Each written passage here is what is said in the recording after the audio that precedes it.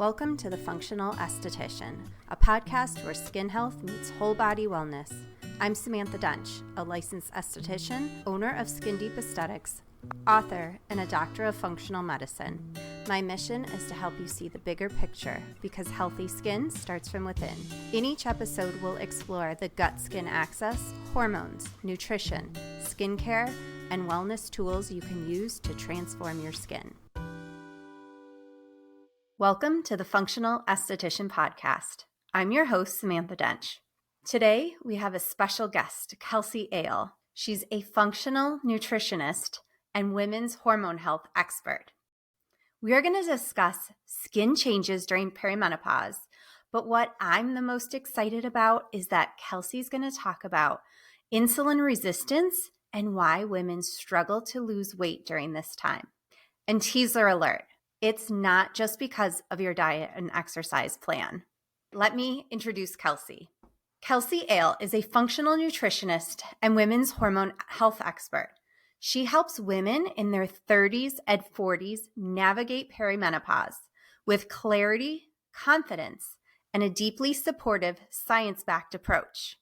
With nearly 2 decades in the wellness industry and specialized training in functional nutrition, gut health, and healthy aging, Kelsey blends hormone science with real-life practicality to help women address stubborn weight changes, fatigue, anxiety, insomnia, digestive issues, and hormone chaos at the root, not just masking the symptoms.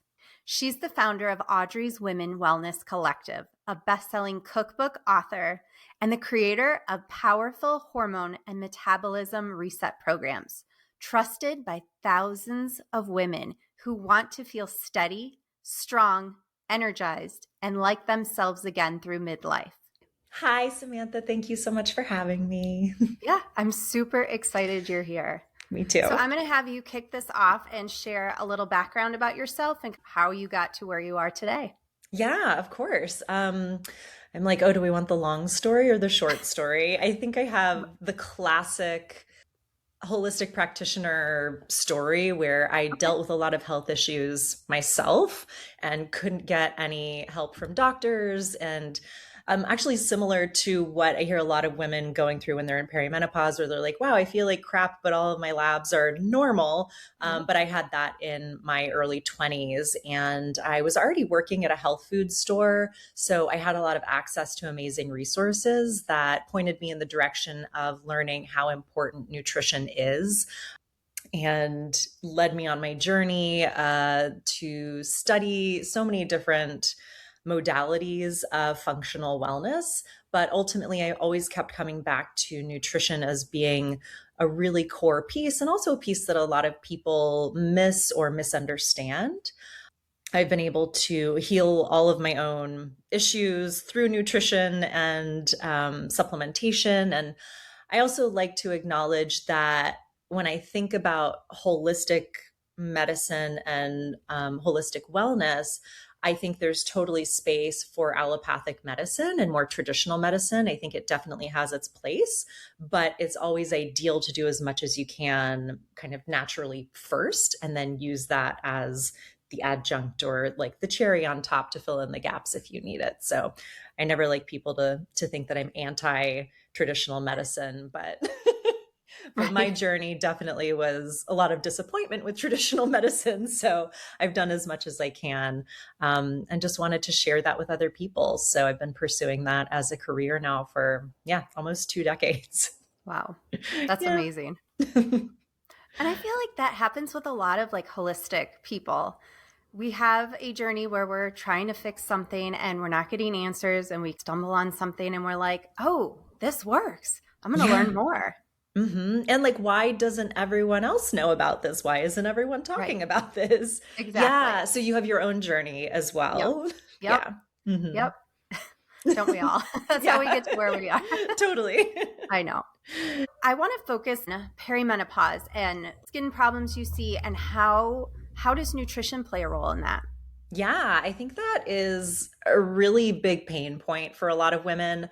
Particularly, again, like I said, is we're like perimenopause is kind of like a lot of the other instances we find ourselves in where traditional medicine can sometimes quote unquote fail us or maybe not catch the nuance of what's going on. But one of the big things that I think women need to understand is the relationship to blood sugar and blood sugar balance and nutrition, how their needs change in perimenopause because of that hormonal component, and particularly fluctuating estrogen levels. And all of this, it's all kind of I like to think of it as a sweater where if you pull one thread, it affects the entire sweater, right? So all of the things we're talking about, whether it's skin, blood sugar, digestion, even, all of these things are interrelated and have a lot of common foundation. But I know you and I were talking about blood sugar being so key. So I was going to focus on that a little bit today, if that's okay. Yeah, that'd be great. Awesome. Cool. Yeah. So where do we want to dive in? I know you're focused mostly on perimenopause. So why don't we talk about perimenopause as a generalized term, but also like how do the estrogen and how do your hormones play a role and how does that affect blood sugar? And I know for a lot of my clients too, they come in and they're like, I'm eating well, I'm exercising, I'm doing all the right things, but I seem to be gaining weight. So I feel like that right there is a piece that most women are missing. No, I totally agree. And I have to say, I am a contributor to and a lurker on a lot of perimenopause forums. And that's like the number one thing that women in perimenopause are frustrated with is literally I'm doing everything I think I'm supposed to be doing. I'm doing everything right.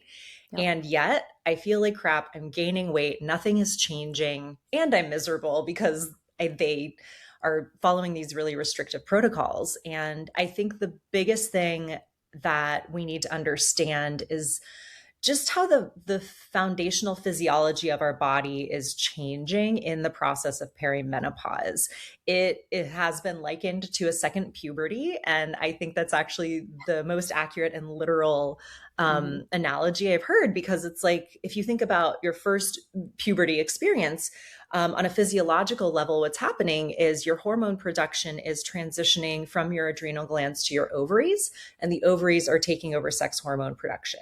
And in perimenopause, it's the reverse of that. We're starting to hand and pass the baton back to the adrenal glands. And so it like literally the way our body is functioning is changing. And so the things that we have been doing to stay in shape and feel great in our bodies don't work anymore. I like to say also that it's like you can't use a 25-year-old strategy on a 45-year-old body because the puzzle pieces don't fit. And so one of the biggest things that starts to happen is as our estrogen levels fluctuate and ultimately begin to decline, we lose insulin sensitivity. This is, again, it seems super simple, but can be a really profound and impactful process and experience, because that means that any sugars that we're taking into our body are going to almost be experienced in, I don't want to say double, but your body is going to be so much more sensitive to sugar. Your insulin resistance declining means that your body is going to be storing more of that sugar as fat. From a nutritional perspective, starting to become a lot more aware of the carbs that you're eating is going to be really key, not only to starting to stabilize and lose the weight, but also to stabilize your mood, bring back the glow to your skin. I know you have a whole episode on like glycation and ages and how that impacts your skin. It doesn't have to be a crazy complicated thing to have a major impact on our bodies. And so that's what I think about when I'm like, yeah, it's the blood sugar. And it seems so simple, but it's actually really profound and has system-wide impacts. So true. For those listening, like if they're in that space where they're feeling exactly what you described, what would be some nutritional things that they can change, or how can they start to eliminate carbs without feeling like they're deprived? Because I feel like that's another issue. It's like, oh, well, if I give this up, then what am I going to eat? And then they feel deprived and they don't stick to it. Totally. Yeah. I mean, I think it's really important to consider these things. Kind of like you said in another episode, that it's like, I want to empower and educate. I'm not here to like tell everyone to be miserable all the time. I know. Yeah. Exactly. Yeah. So again, it's like opening up your mind and understanding that just because the way your body processes sugar is different now doesn't mean you can never eat sugar again. It does mean that looking at your daily habits is going to become really important. I think one of the most helpful things that women can do is take a few minutes to check in with their own symptoms. Sometimes keeping a food journal is helpful with this, but try to start to identify if and where you are in a state of blood sugar dysregulation, because there are three distinct phases that we can go through before we get to a place like type 2 diabetes, which is like the ultimate blood sugar dysregulation. I actually have a quiz that I can send to you to link in the show notes if women want just like a quick questionnaire to walk through to kind of help identify this. The first phase that a lot of women go through is actually hypoglycemia, which is low blood sugar. And you wouldn't think that's a problem, except that it is part of a larger pattern of more fluctuations between eating carbs, having an intense response, your body over releases insulin, and that drops your blood sugar, plummets it sometimes to a really uncomfortably low space.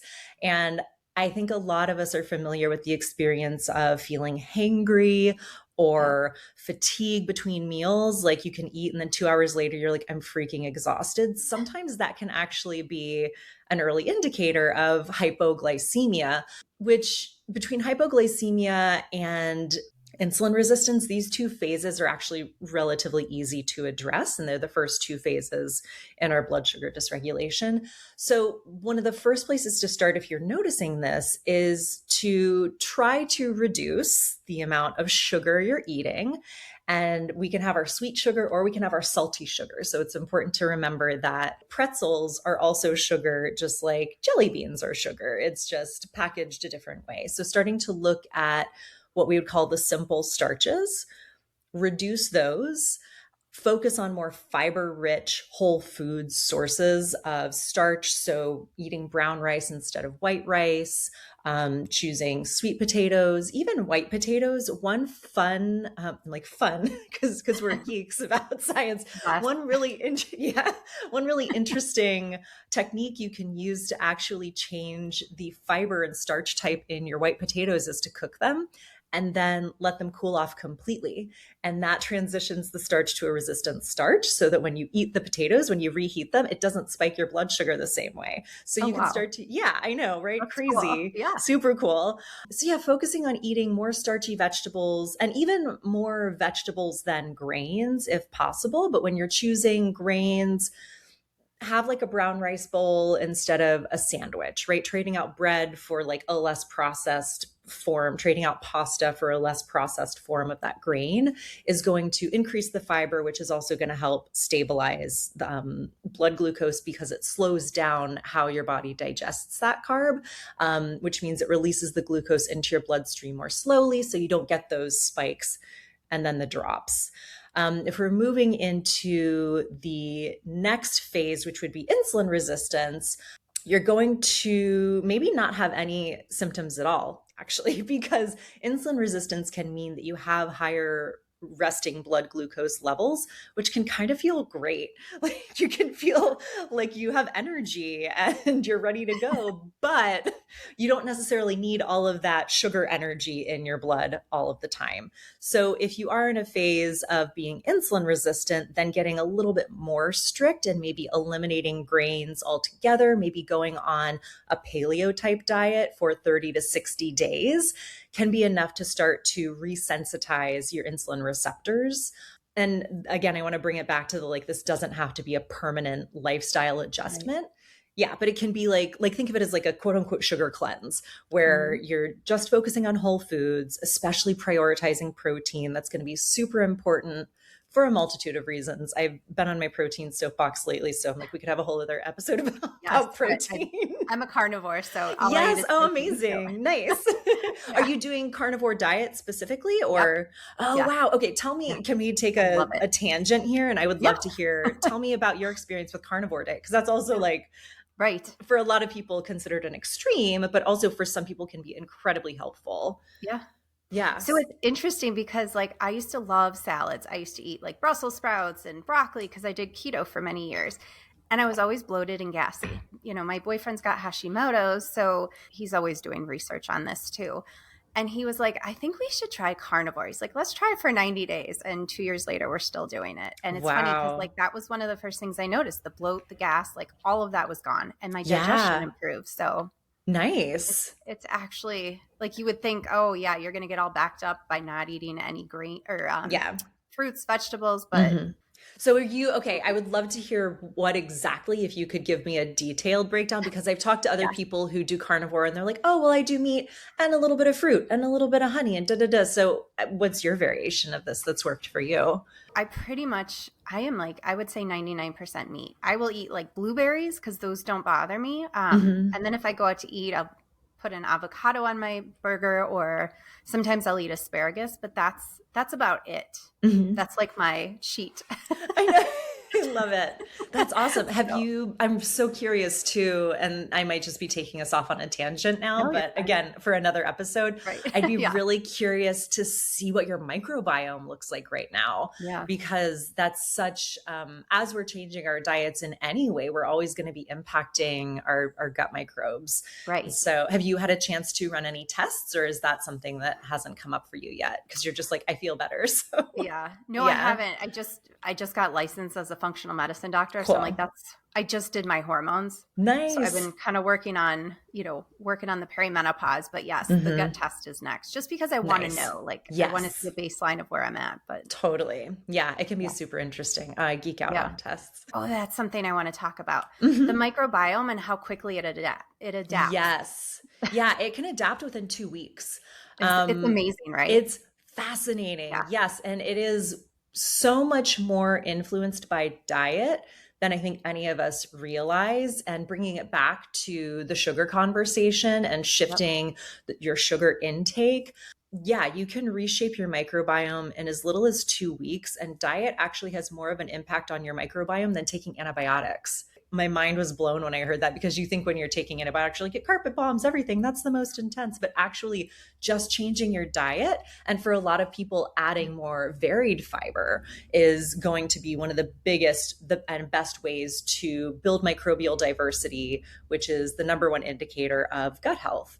It's such a, I call it the foundation of health in the body. I think gut health really Yep. is where all other health emanates from. Yeah. And the fact that we have so much control over it, I think is Mhm. really hopeful, especially Right. for women who are experiencing bloating, women who are experiencing a lot of negative symptoms associated with perimenopause or poor digestion.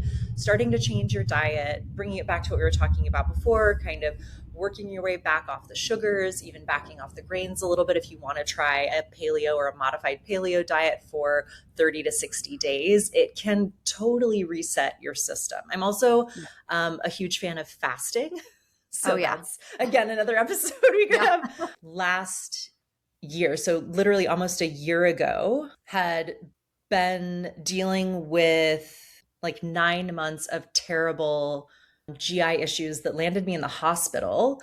Crazy test done. I mean, I admittedly, like, my lifestyle leading up to that was not ideal. I was highly stressed. I was Yeah. drinking more than I normally would. It wasn't a ton, but still for my body, I was like, oh, having a few glasses of wine a couple nights in a row for Yep. me wrecks me. And then more stress piled on top of that. And it just, I think there was another underlying infection going on that I wasn't aware of the root of. Landed in the hospital. Doctors couldn't help me. I literally had x-rays, multiple CT scans, like other doctors running their stool cultures and everything. And finally, after almost a year of dealing with it, I had a flare up, and I was like, Yeah. well, I don't even want to eat anything right now. So I think the one thing haven't tried is fasting. So I did a 5-day fasting mimicking diet. And Okay. after that, I felt great and haven't That's had any amazing. symptoms. Again, fasting also impacts your GI tract, your blood glucose stabilization.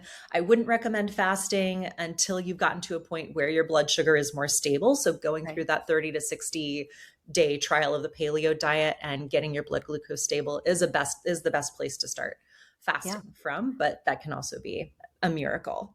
Right.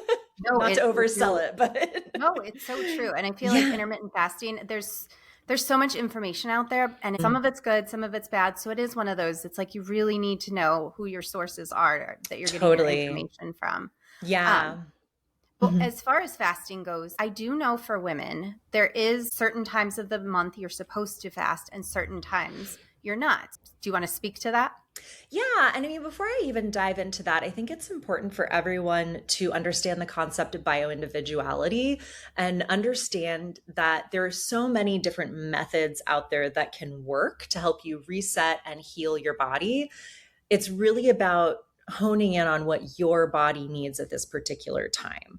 Because like intermittent fasting, for example, can be phenomenal for some women, but if you're approaching it from a place of blood sugar dysregulation or adrenal dysfunction, then it's probably going to make your symptoms worse instead of better. Yeah, just keeping that in mind and knowing that testing is always available. I know you offer testing to clients. I offer testing to clients. I always like to say test, don't guess, because like we can have the same symptom that's generated from 5 different causes. So yeah, just keeping that in mind and take everything with a grain of salt and figure out what's best for your body before you dive in.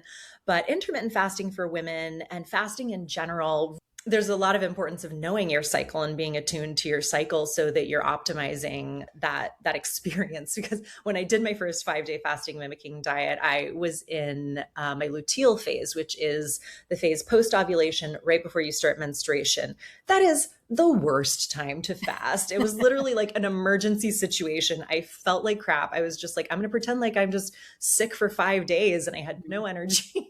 And it was a terrible experience. Whereas I've had other friends and female friends who have done literally the same 5-day fasting mimicking diet, different phase. You definitely want to approach it in follicular, not when you're menstruating, not when you're ovulating. Like time it in the 10 to 14 days after you stop your period, and ideally prior to menstruation, because that's when your body has the most resources to draw from and you have the most energy. So you're not starting in a deficit, right? Because after ovulation and when we get into that luteal phase, where it's almost like preparing for hibernation and the shedding, and like we're stockpiling our resources. It's not a time to be getting rid of resources by not replenishing them through eating food. So, because I know you also work with women as far as like skin goes. Do you want to talk about like some skin changes for them to notice, like as far as like during perimenopause, and even if they're doing fasting or changing their diet? Yeah. I mean, I think just glow. You'll notice more glow. Right.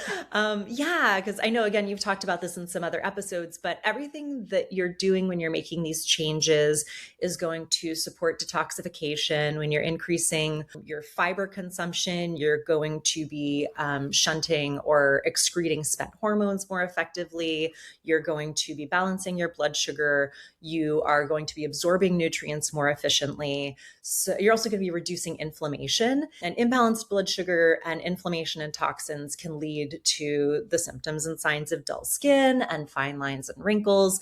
And I found it really interesting too, like earlier on in my career when I was like, oh, like a lot of fine lines that we see on our skin aren't wrinkles per se. It's just indications of inflammation or dehydration. It can be really amazing the changes you can notice systemically, because again, the sweater analogy, everything is connected. Yeah, when you start to change your diet. So yeah, I just think of it as like you get increased circulation, more glow, fewer fine lines, just you look healthier overall. Yeah. And do you find that to be true? Yeah. No, it 100%. Yeah. Yeah. The other piece I feel like is the American diet is so full of processed foods and sugars. And I feel like it's causing glycation. And I feel like that's a big one too, that's causing premature wrinkles. Cause I do have clients that come in their 20s and I'm already seeing fine lines. I'm like, we shouldn't be seeing this yet. Yeah, no, it is. I would say I'll venture to say it's scary, especially because I think it just has a lot to do with what's available to us, I'll say. And it's like, unless you have more resources, both financially and access location wise, and an understanding of what to look for and avoid. If you're just eating what's there because it's called food and you assume that if it's sold, then it can't be bad for you, then yeah, you're going to end up with all of these like unintended consequences. So yeah, but yeah, the 20-year-olds, whew. I know. I'm like, no, you have so many stem cells. Like your body's still regenerating. I know. Yeah. Exactly. Estrogen in food. Right? We didn't touch on that enough, did we? No, I think that my approach about like hormone balance and hormones has a lot to do with increasing fiber intake to make sure you're not recycling spent estrogen, particularly as we're getting into perimenopause. A lot of people think that perimenopause and menopause is just about the decline of estrogen, but actually, as I'm sure you are well aware, that perimenopause is actually a wild roller coaster of Yep. ups and downs and ups and downs and crazy all times of the month. So we start to have more symptoms of estrogen dominance before we have more consistent experiences of estrogen depletion. Getting fiber in is going to be helpful. Again, balancing your blood sugar because of the erratic nature of estrogen. You're not getting that insulin response support from estrogen that you normally would, but they do go hand in hand because inflammation is going to be throwing your hormones out of whack, and your hormones being out of whack is going to drive inflammation. And so that's another point that I come to often when I'm talking about hormones and diet is really just reducing inflammation as much as possible, which one of the best ways to do that is to start to reduce sugar. If someone listening's, all right, I want to start working on my hormones. I want to start working on my blood sugar. I want to just make some little changes. What would be a good diet plan that they could follow? Because I feel like there's so many out there and there's so much information out there. And I've had clients tell me this. I'm so glad you gave me this information because I didn't know where to start because it was too overwhelming. Yeah. And I feel like that stops a lot of women from even taking action because of the overwhelm. Yes. Yeah. And I think I'm really glad you brought that up because I do think that's so important for women to feel empowered by the information and not totally swamped by it. And like they end up not doing anything because they want to get it right. Any place you start is going to be helpful. I think investing in a 32 to 40 ounce water bottle that is stainless steel or glass is a foundational element, because if the one thing you start doing is drinking 2 to 3 liters of water a day, that's going to be helpful. If you want to move beyond that, don't keep any high starch or sugar-based foods in your house. Doesn't mean you can never eat them. Don't buy them at the grocery store. Don't create the opportunity to eat them on a daily basis. If you want to go a step beyond that, cut out white processed grains. So choose brown rice over white rice. Even if you're eating gluten-free, get steel cut oats instead of rolled oats. Avoid processed gluten-free products. Make things brown in addition to the vegetables. And then beyond that, start making sure you get in 4 to 6 cups of vegetables a day to get the fiber. Make sure you're getting in protein and really focusing on getting fiber and protein in all of your meals.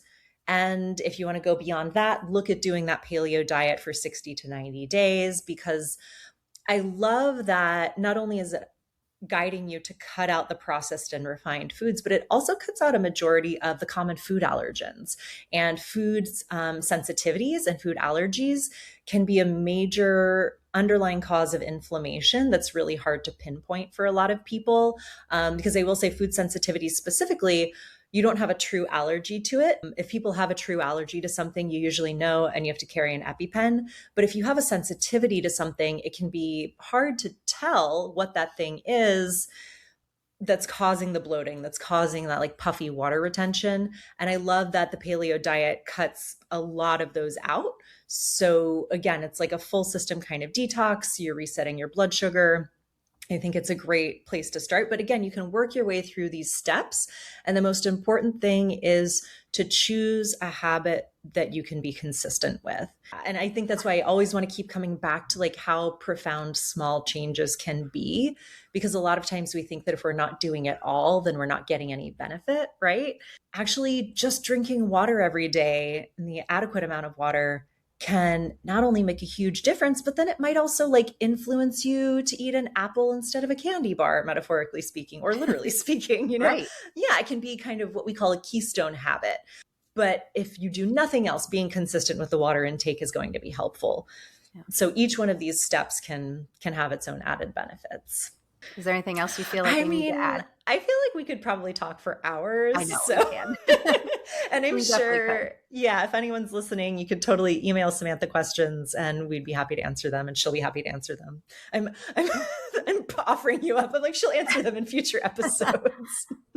Well, and then why don't you let everybody know how they can find you? Thank you. So I have been transitioning from a personal brand to a larger umbrella brand that feels more authentic to what I'm trying to offer right now. So the website for that is audrey.co. That's re.co. And that's where you can find out information on how I work with clients, and I'll point you in the direction of all of my favorite resources. If you want to know more about me and some of my work and a little bit of my personal life, I am at the Kelsey Ale on Instagram.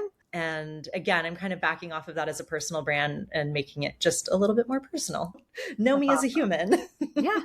Yeah. And I'll put those links in the show notes so they can click the link and connect with you there. And before we close, I want you to leave the audience with one thing they can take with them starting today. One thing to start today, honestly, I come back to the water thing. I joke that it's like, have you seen My Big Fat Greek Wedding, where the one aunt is like putting Windex on everything? That's how I am with the water. I'm like, you tired? Drink water. You bloated? Drink water. Like, had a bad day? Drink water. There's one thing you can do for yourself today is try to get in a minimum of 2 liters of water spread out throughout the day. Yeah. Thank you so much for being here, Kelsey. Thank you, Samantha. Oh, I loved it. This was so much fun. Yeah. Thank you for listening. Today we had on our special guest, Kelsey Ale. We talked about gut health, women's hormones, insulin resistance, and blood sugar, plus skin and nutrition changes to help you through perimenopause. Please check the show notes to connect with Kelsey. Be sure to tune in next week to episode 15. And always remember, you deserve to love the skin you're in. As estheticians, we have such a unique opportunity to not only care for the skin on the surface, but to guide our clients towards deeper wellness. If this episode gave you something to think about, share it with me on Instagram at SkinDeepIL. I look forward to connecting with you there. And if you enjoyed this conversation, subscribing and reviewing the podcast helps others find these conversations too. And always remember, you deserve to love the skin you're in.